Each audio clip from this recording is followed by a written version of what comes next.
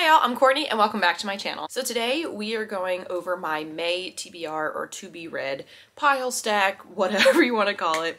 So I will once again be breaking out the TBR jar. I think I did really well with my March TBR. I had picked 3 books out of here and I had read all 3. They were Mr. and Mrs. Fitzwilliam Darcy, Tideland, and The Woman in Cabin 10. So I am excited.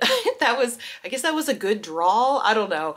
And I'm hoping that I get lucky again. That's sad. I hope that when I get some books off of the TBR that are unread from my shelf, I'm excited and not like dreading it. Because if I'm dreading it, then why are they on my shelf in the first place? So maybe that's my new mentality. If I do have like maybe I should rethink that and donate it and make more room on my shelf for the piles and piles of books I still have that are not on my shelf, even though that kind of defeats the purpose of the TBR jar, to be honest. But it's also, maybe I was excited about a book a while ago and then I like forgot that I had it, and pulling it off the TBR jar or pulling it out of the TBR jar like reignites that excitement that I like forgot that it was on there, and I now have time for it because I'm making time for it. So I don't know. We'll see how this goes. I guess it just depends on how many I pick out of there. So basically, if you aren't familiar with this, I don't have like any particular like reading challenges that I want to participate in the next month, at least that I know of. We're in April right now, so maybe something will come up in the next few weeks before May, but at this point I'm just going to pick my TBR from here. So these are all of my unread books that are on my shelf pre-March,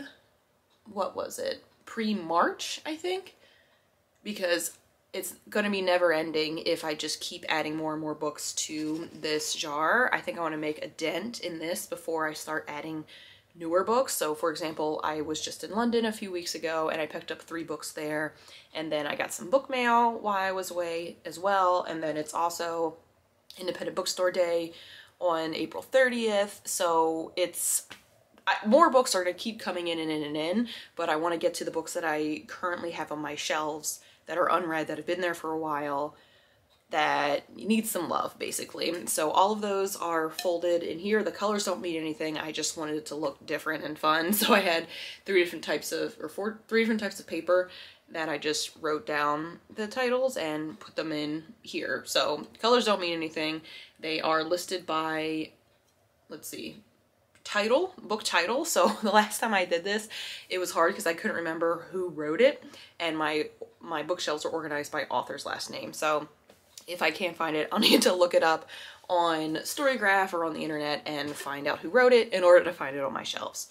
There are 2 books that I will want/need to read for this month because they were already there, picked out from another book club that I'm participating in, or just go with a theme of where I'm traveling to. So in May, I am going to New York City for a couple of reasons. One is to visit my job. We're having like a get-together or party for our colleagues, and they are just north of New York City, so I'll be flying in for that. Another reason is I'll be visiting my friend Kylene, who lives out there. She's been out there for about a year. I think it'll be almost a year that she's moved away from where we are in the Cincinnati area and over to New York City for a job. And then I get to partner with the Library Hotel and do some content for them. So I'm very excited about that. So yeah, lots of different things. And that latter is the reason why I picked this book to read as part of my May TBR, just to get into like the theme and the mood. So this is The Personal Librarian by, oh, there are 2 authors? Ooh. Oh, I guess there are. By Marie Benedict and Victoria Christopher Murray. So this I'm excited about. I don't know if this takes place in the New York Public Library, but it is a library in New York City, and I'm going to be visiting the New York Public Library, obviously, and it's next to the Library Hotel, so very excited. So I'm hoping I won't finish this all on the plane, but I will try to read this before I go, or at least like get into the middle of it or finish it while I'm there in New York City. Just, again, I love a good theme. So anyway, this follows a young woman who is a African-American or Black person in, what year is this?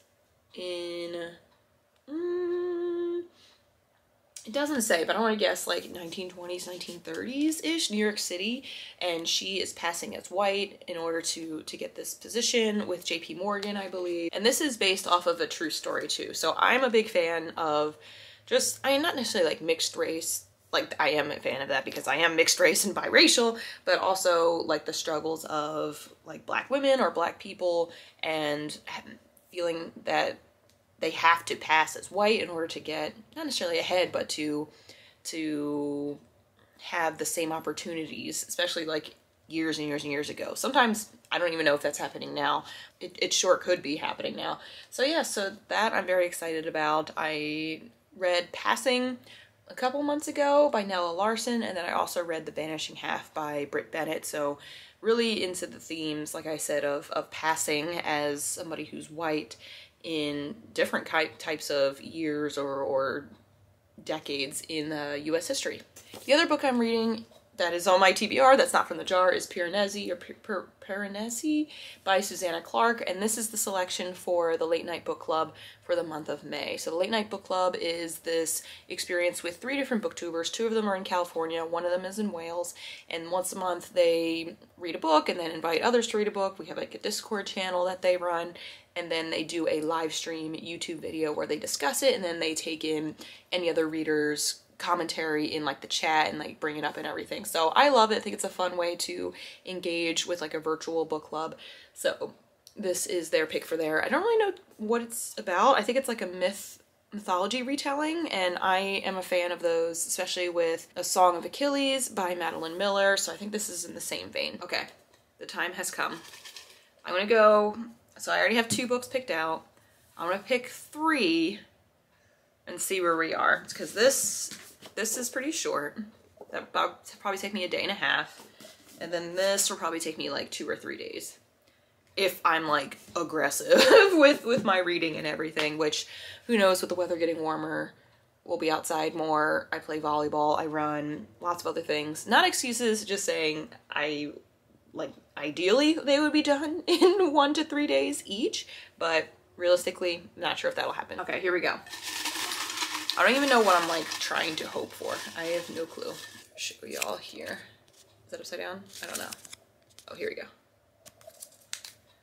The Ocean at the End of the Lane. Yes. Okay, good. Okay, so this I picked up, I believe, around my birthday. My mom and I went up to Columbus and to the Book Loft, and I had a gift card there, was very excited, and I picked up Neil Gaiman's The Ocean at the End of the Lane. I don't think I've read anything by Neil Gaiman. Has he read, what has he written? Oh, I listened to Norse mythology, which I thought was interesting, but I don't think I like understood at the time how much I liked his writing, and it was an audiobook, so it was a little bit different experience. But yes, so this, let's read the back. Returning to his childhood home to attend a funeral, a middle-aged man is drawn back to a place once alive with monsters and magic, to a past where the impossible is all too frighteningly real. A haunting meditation on memory, wonder, friendship, and sacrifice, The Ocean at the End of the Lane, which was named Book of the Year by the UK National Book Awards, is a groundbreaking triumph of storytelling, as delicate as a butterfly's wing and as menacing as a knife in the dark. Okay. Interesting. And this is pretty small, so again, got lucky there with it's about 160 pages, so maybe a book in one sitting. I think April 30th is Dewey's 24-hour readathon, so I would just have missed it, but maybe I'll host the readathon, or maybe reading sprints and read this then. I know y'all have been asking. They will be coming back. I'm sorry, I've just been very busy lately and just want to make sure I dedicate enough time to like prep and advertise it, market it, and have that hour and a half set aside for you all. So yay to TBR Jar, pick number 1. Okay, number 2. Okay. The Feminine Mystique. Ooh! Okay, this is funny because these are right next to each other on my shelves. Like F goes right next to G, obviously with the alphabet. So that is funny that those were picked. Also, this is, wow.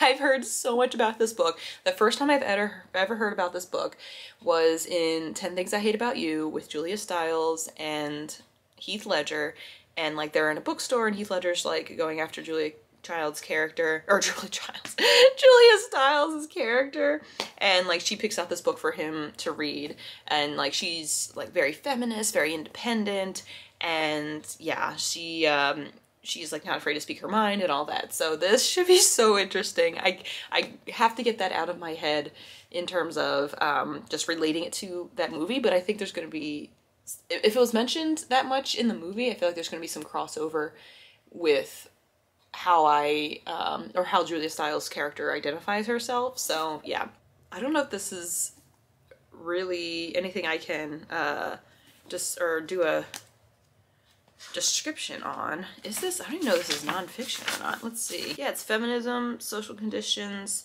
psychology. Interesting. All right. Hey, go big or go home this month. All right, last one potentially. Let's see. The Year of Magical Thinking. I think this is another nonfiction. All right, here we go, by Joan Didion. And it won, it won the National Book Award. So I don't remember where I got this. I think this was in a, I think this was in a little free library.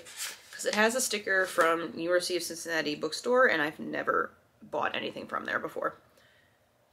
Okay, let's see. From one of America's iconic writers, a stunning book of electric honesty and passion, Joan Didion explores an intensely personal yet universal experience, a portrait of a marriage and a life in good times and bad that will speak to anyone who has ever loved a husband or wife or child. It's a memoir, and I feel like her image was on some kind of tote bag from like LitHub or something, I want to say, but I don't remember. Okay, so this is pretty thin as well. So, the challenge now. Here are the books I want to read. 2 are pretty thin, 1 is in the middle, and 2 are a little bit thicker. I'm nervous if I try to pick another one out, but I'm very curious and like ambitious, as you all know. 1, 2, 3, 4, 5. I'm gonna go for it, you know? Like I said, go big or go home. I'm probably gonna regret this, but we'll see. Oh gosh, I'm so nervous. Is this the right way? I don't know. Is that right? Okay. Jonathan Strange and Mr. Norrell. Really? Okay. I don't know if I... because it's the same author as Piranesi, and this book is also very chunky. I don't know if I want to like knock both of these out at once. It was right here, by the way. This is so big. Oh boy.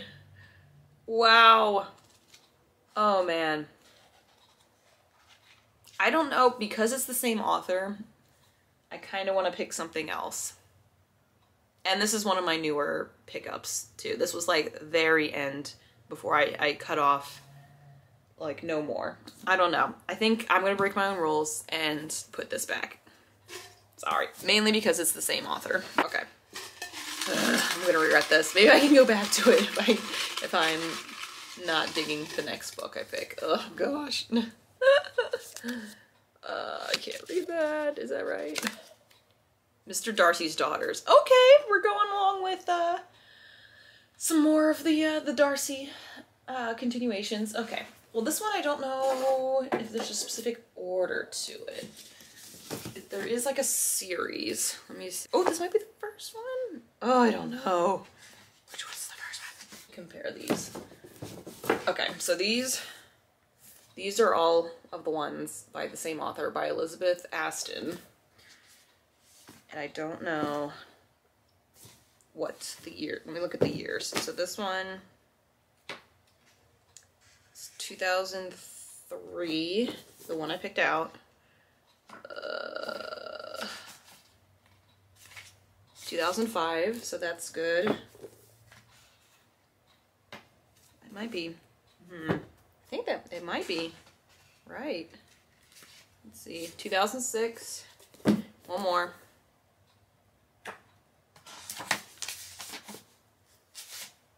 (2007). Okay. Wow, that worked out really well. Okay, so we are doing another Pride and Prejudice like retelling, and that's kind of cool too because May is like still very spring-like. I think about being in like the countryside back in England. I miss it already. So yes, this is Mr. Darcy's Daughters by Elizabeth Aston. All right, here we go. Picking up 20 years after Pride and Prejudice left off, Mr. Darcy's Daughters begins in the year 1818. Elizabeth and Darcy have gone to Constantinople, giving us an opportunity to get to know their 5 daughters, who have left the sheltered surroundings of Pemberley for a few months in London. While the eldest, Letitia, frets, and the youngest, Alethea, practices her music, twins Georgina and Belle flirt and frolic their way through parties and balls, and Camilla, level-headed and independent, discovers what joys and sorrows the city has to offer an intelligent young woman. Readers will delight in the return of such beloved Austen creations as Elizabeth's old nemesis, Caroline Bingley, now Lady Warren, the ever-reliable Gardiners, and wayward Aunt Lydia. Charming, beautifully written, and full of societal intrigue and romantic hijinks, Mr. Darcy's Daughters is a tale that would please Austen herself. Okay, cool. I am down. And not too bad either. Okay, better than Jonathan Strange and Mr. Norrell. And yes, hopefully you all approve of why I decided not to pursue that one. All right, so the final TBR. We've got The Personal Librarian, Piranesi, The Ocean at the End of the Lane, The Feminine Mystique, The Year of Magical Thinking, and Mr. Darcy's Daughters. So I feel like we got a mix of genres in here. We have like contemporary or historical fiction, 2 historical fiction. We have like mythology, I think another mythology, and 2 nonfiction. One's a memoir, one's more like just nonfiction, psychology, informational kind of stuff. So, ooh boy, here we go, friends. All right, that concludes the TBR Jar of May. So we're getting there, friends. So we'll see what we can do here, and then obviously if I finish these books, I either will pick from here or pick from like maybe like a mood read kind of thing. I'm not really a mood reader. I guess when I pick out my TBRs that don't constitute some kind of reading challenge or like a TBR jar, I'm mood reading, but picking it out for the whole month, that's knowing your mood very well if you know what you're going to read for that whole month. So we'll see. But yeah, I'll also have like audiobooks and ebooks if I can for the month as well. So yay! Thank you so much for watching. If you like this video, please give it a thumbs up or comment down below what you plan to read for the month of May. If you're doing some kind of fun reading challenge, if you have a TBR jar, any of those kind of things, I'd love to hear about it. And yes, let's see what's happening the rest of today. I got to start work a little bit later today, so I will go jump in to do that, and then lunch I will probably film another video and getting done. I have to go for a run later today, and then I have volleyball, and then the last episode of The Dropout premieres today on Hulu, so I will probably watch that if I get back in time. Our game is at like 7, so I will be back probably by 9, and then we could probably watch that like to wind down before going to bed. So yay! Thanks again for watching. Have a great day and happy reading.